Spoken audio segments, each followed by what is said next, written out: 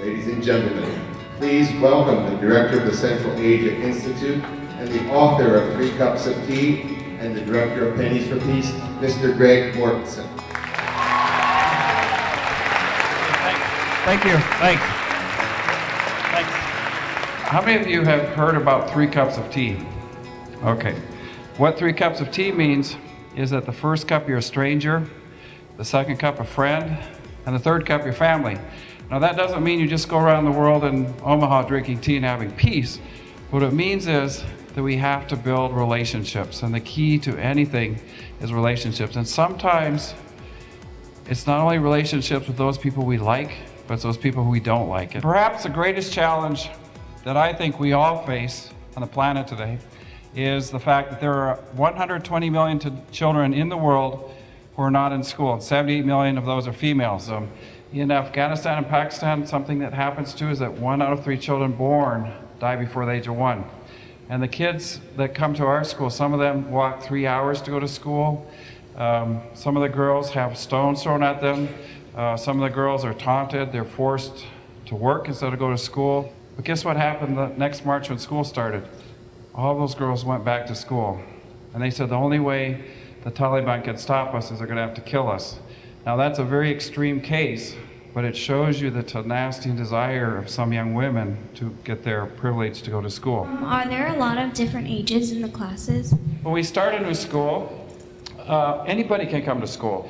And then the other cool thing is, now girls tend to do this more than boys, but most girls teach their mother how to read and write. It's like wildfire. Boys don't do that as much. I haven't figured out why yet, but so when you have these girls learning how to read and write, they teach their mothers, so it spreads in the whole community. But we encourage anybody that wants to come to school, especially the girls who don't have that privilege. I wanted to know what your favorite part or what you think you got most out of the experience was.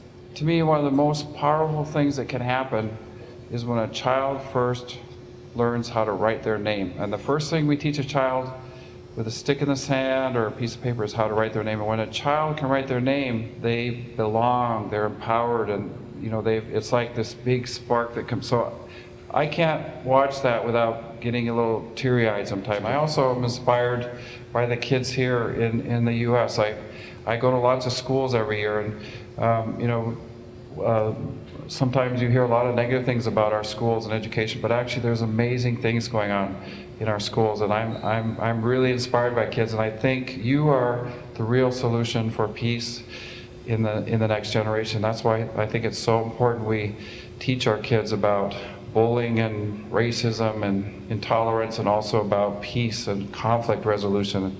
We can solve all these problems. I think the best solutions come not from applying more force or anything, but it's about listening to the people and what do they want. And what the people want over there, they say we want peace, which is a part of that. We also don't want our babies to die, and we want our children to go to school. And that's what most women will tell you, the 3 things that they want.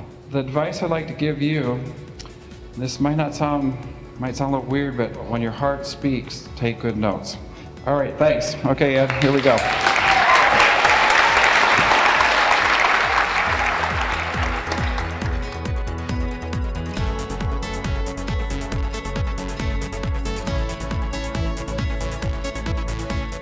But if you believe in something, you can grow and you can learn, and I think I'll do anything in the world so that all of us value education, that all kids around, can have the chance to go to school.